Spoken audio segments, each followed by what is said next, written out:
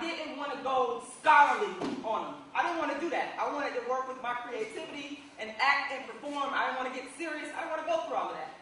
But as I came out with this campaign, and as I began to speak about my views and my experiences as it relates to dark skin, I just did the play, A Dark Skinned Woman's Revenge. It's a play where I play 5 characters of distinct women and their experiences with dark skin. I was having fun. I was enjoying myself. I was living my dream. But the attackers came on, so I had to take them back to school and get scholarly on them to prove that what I'm saying is actually, you might watch me and you might enjoy it, and you might be laughing, and you might think this is fun, but what I'm saying is grounded in scholarly facts. And what I presented today is just a very small inkling of the studies that are out there. And I always tell people, you don't have to take my word for it, you can research. I mean, the internet is free. You can go to the library and you can find out what I'm saying is true, okay? There's a historical bias towards dark skin. And again, as I presented today, it's rooted and grounded in slavery. So what we see as the expression of colorism and discrimination going on in the black community, it has a historical basis to it. And so that's the reason why I'm including in the Dark Skin Campaign a series of speeches that are taking a turn to the scholarly level. Again, that's not what I wanted to do, but that's what I had to do for my detractors and for the haters. So that's why, I went that way.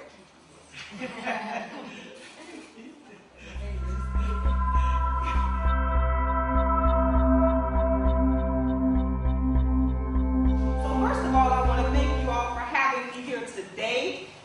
My name is Rashida Strober, the dark skin activist, and I am the founder of the U.S. and International Dark Skin is Beautiful campaign. It is the first campaign in the world to uplift the beauty of dark-skinned women and girls worldwide, and it is truly the dark-skinned female beauty revolution. It's our time, it's our story, and I'm very, very happy to tell it. Now, first, let me be clear for the record, this is not a hate speech towards black men. And the title of this speech is The Historical Bias of Black Men Towards Light-Skinned Women. That is the title of this speech. I love black men. I have a black husband, who's very dark-skinned, by the way. I have a black son. I have 5 black brothers, and I have countless other black men that I've met throughout the years. So this is not a hate speech towards black men. The pointing out of historical facts does not constitute hatred or a disdain for black men, as many of my detractors and haters have stated about me. The pointing out of historical facts is merely to show how we as black people have come to our present situation in terms of the preference in our communities for light skin over dark skin. It is to show why many black men have historically preferred non-dark-skinned women.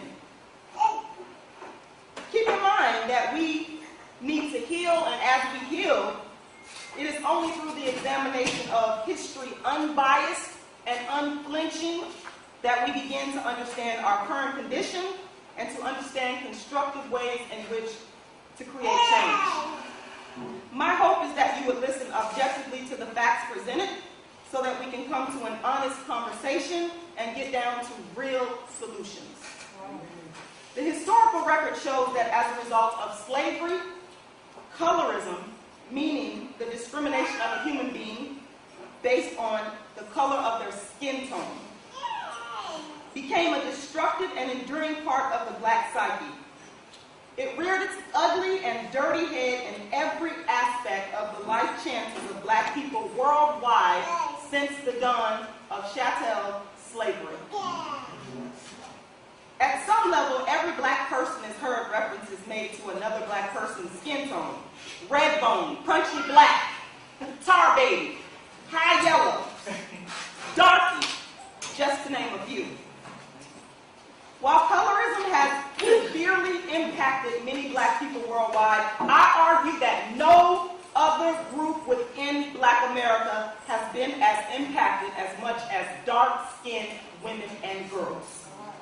Now, why do I make this bold, brazen, brash statement that dark-skinned women and girls have suffered the most from the impact of colorism, the reason all boils down to the relationship between the black man and the dark-skinned black woman.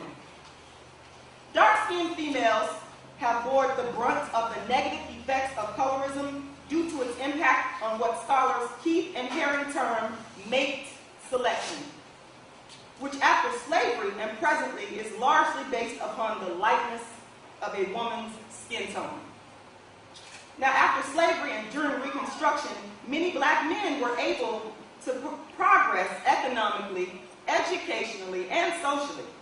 As many black men moved up the social, educational, and economic ladder, their choice of women started to expand. As this social phenomenon occurred, they began to show a preference for light skin over dark skin. This choice was made due to the association from slavery that light skin was better because of the historical privileges that light-skinned slaves received. Dark skin was equated to a hard life, hard times, hard work, in short, a slave. While light skin represented a stark contrast from the dark-skinned slave experience of oppression. In the scholarly study, Skin Tone and Social Stratification in the Black Community, it was shown that light skin was an asset, a symbol of human treatment, while dark skin was a symbol of inhumanity, inferiority, and undesirability. Similarly, Dr. Margaret Hunter, in her important research findings in her work entitled, If You're Light, You're Right, Light Skin as Social Capital for Women of Color, stated, light skin is associated with Europeans and is assigned a higher status than darker skin, which is associated with Africans or indigenous peoples and is assigned a lower status. These colonial value systems are forced on the colonized and often internalized by them. Therefore, many successful black men who had escaped the vestiges of slavery and poverty need not visually be reminded of those things that, in their mate selection, would make them revert back to slavery. So they veer towards the female exemplification of status and prestige in their newfound freedom and success. And those women were light-skinned.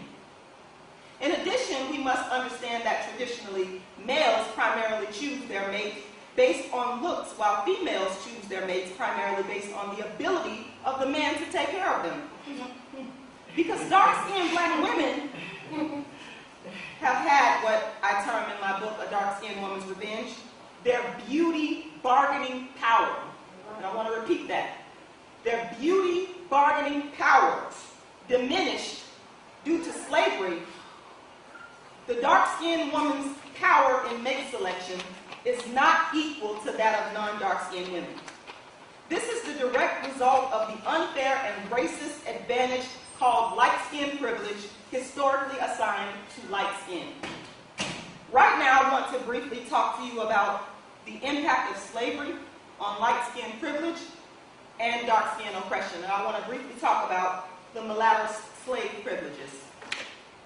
Now, mulattoes looked more attractive to whites because they were closer to whites aesthetically. Therefore, mulattoes received better treatment. And when I say mulattoes, I'm referring to mixed-race people, light-skinned people during slavery. Mulattoes performed less physically strenuous jobs, and the jobs that was given to them allowed them to attain skills and culture based on white ways of being. What were some of these jobs? House servants, cooks, personal servants, butlers, and coachmen. As dark-skinned slaves endured dark-skin oppression, their jobs consisted of field work, heavy lifting, lots of bending, hours in the elements of the sun, the rain, and the cold, unskilled labor, and multiple beatings, brutal beatings. I want to give you also a few manumission facts. And manumission basically means the ability of a slave to purchase his or her freedom during slavery. At this time, I'd like to credit the groundbreaking work of Keith and Herring and many other noted scholars for providing the following facts. The 13th Amendment abolished slavery in 1865. However, many slaves were not free. Many had to purchase their freedom. Mulattoes were in a better economic position than dark-skinned slaves to purchase their freedom due to their white lineage and family wealth, therefore making them more likely to be manumitted than their dark-skinned brothers and sisters. They were also able to purchase freedom at better rates than their dark-skinned brothers and sisters. The economic support of their white fathers allowed them to get a head start in life by purchasing property after gaining their freedom. The skills they learned as house slaves were able to be utilized in the paid workforce once they were freed. Many mulattoes had the economic security of their white fathers as well. They had access to higher education. They made up the majority of the free black population in many places in the U.S. For example, 80% of free blacks in Louisiana were mulatto.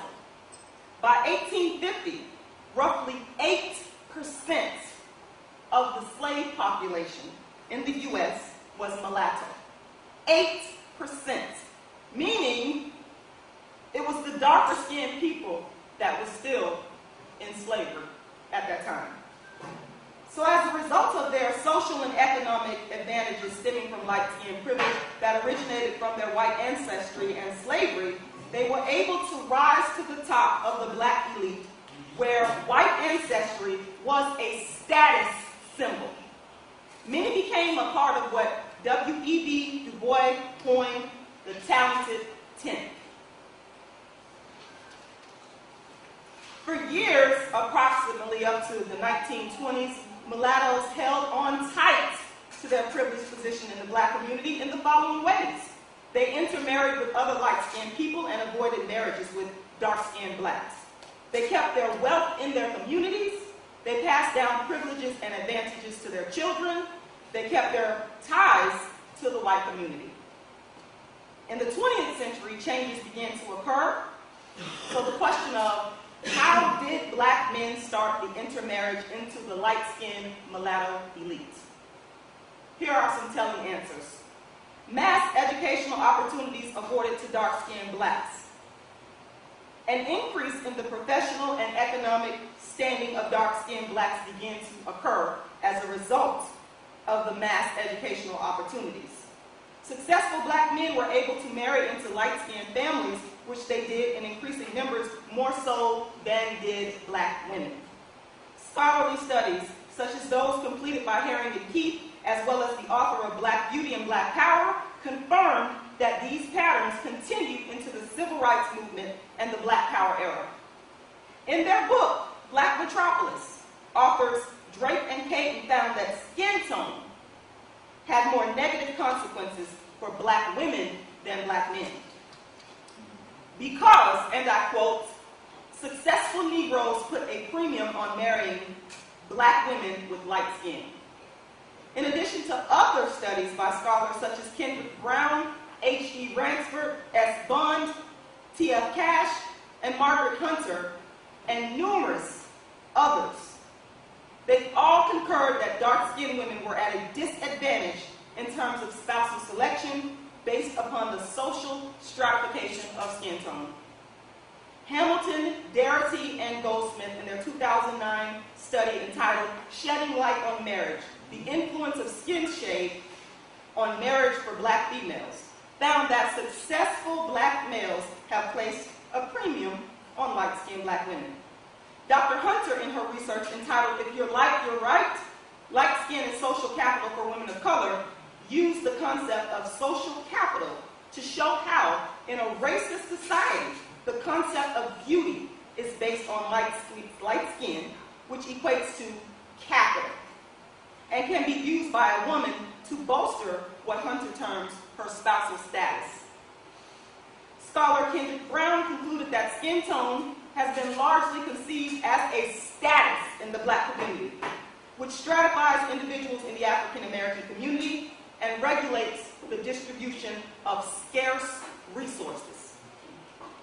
In conclusion, it is my hope that today you have begun to better understand the role and existence that the historical bias of black men towards light skin has played in the black community.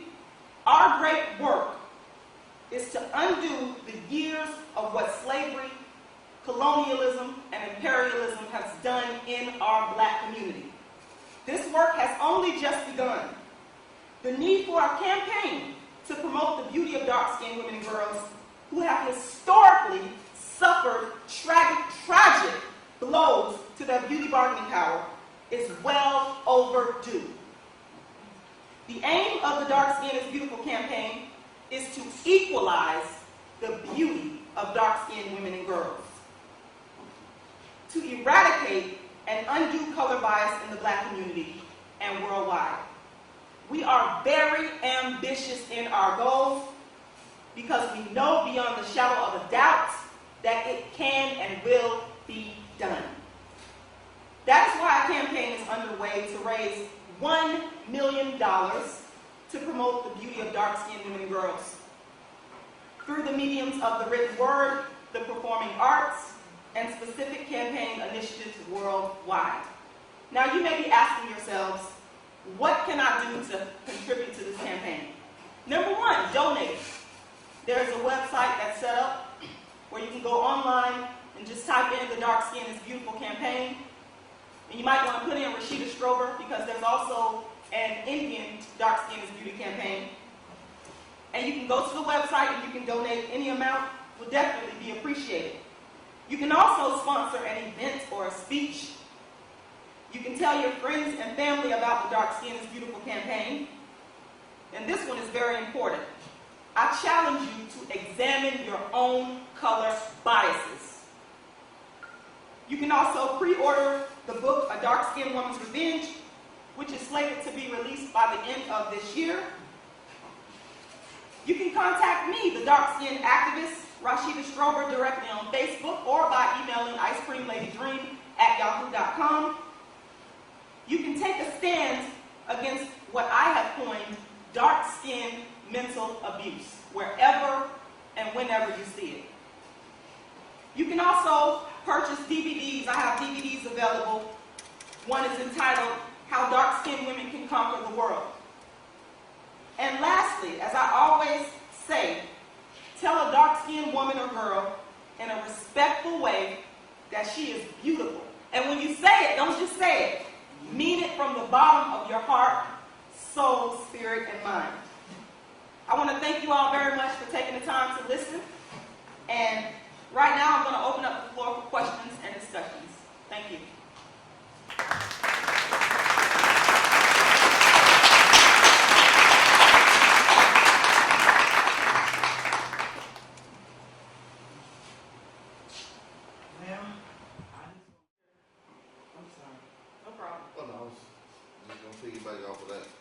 Like, because God said, God is love. And everybody should have equal opportunity to experience love. And you mentioned beauty, bargaining power. Correct. And it's social, social stratification. Social stratification. And when I think about that, I just, reflect back in life, all the jokes that people made that made people want to fight was the darker the joke, the madder you got. Right. It wasn't like, but then if you notice, when I reflect back on my life and most other people do the same thing, they'll probably end up at the realization that, most of the heroes, most of the people who they see giving the bone to the dog is not dark skinned. And it's like, most people that's giving out the jobs are not dark skinned. And so they think that the more I look like this person who's doing all these things that appear to be good, instead of teaching me to have my own business, so I can give it out to my family and friend members trying to control me through me having to come and get the bone up. Right. I want to be able to give out a bone too. And I think that this program is going to teach people, to say, what, I want standards so I can have equal rights, equal opportunities in these areas, like you said, in acting, like you said, in education, in relationships, You know, instead of talking about, oh, you know, it's a dark sin, instead of saying that it was unrighteous. Because there's no such thing as right or wrong in my mind anymore after reading the Word of God. I arrived at the realization that it's righteousness and unrighteousness.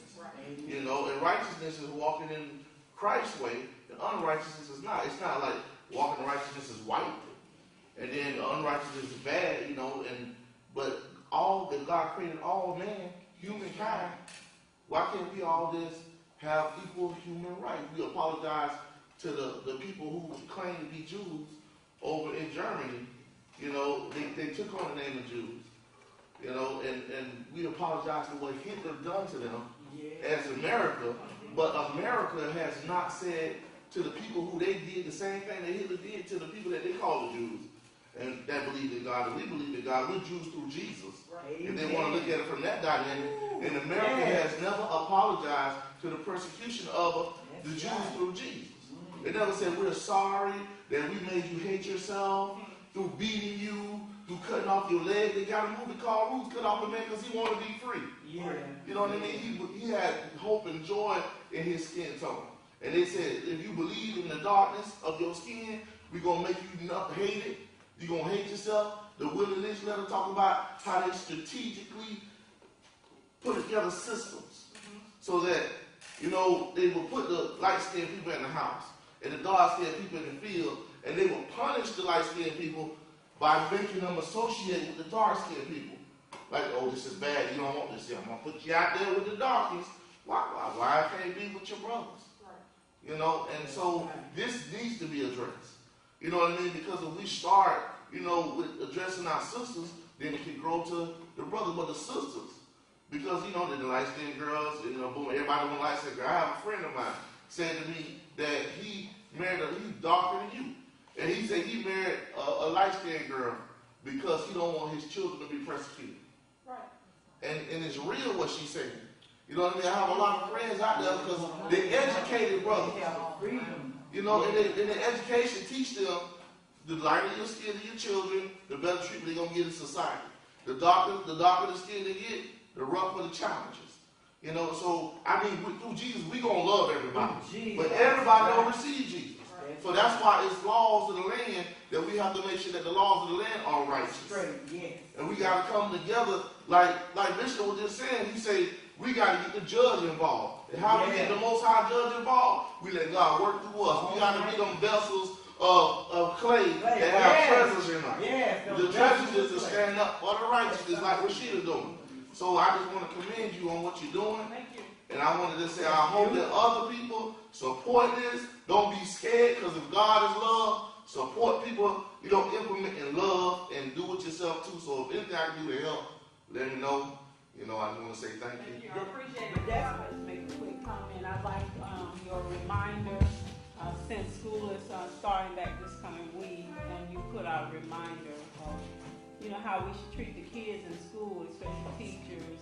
I think the big turnaround will come if we send our little black girls from home out into the world, even if it's to kindergarten. We need to love our little, because when I was little, it was always sit your little dog behind. It was like to put the scolding, you had to incorporate the dark.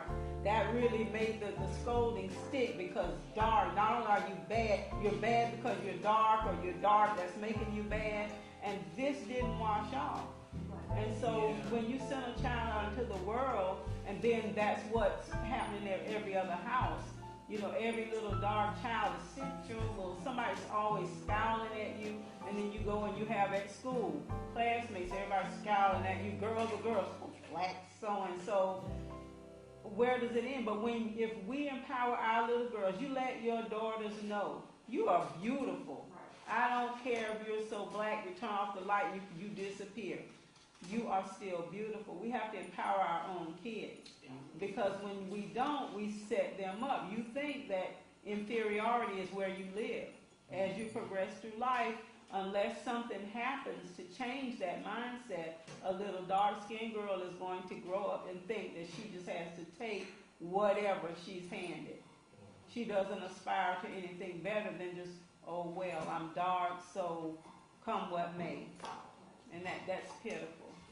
And I heard a lady say, she told this little girl, she said, you sit your red behind down.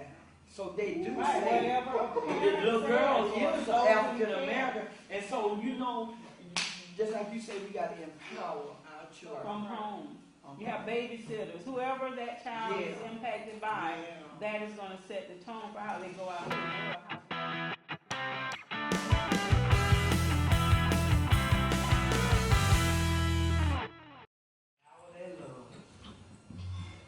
Let them keep on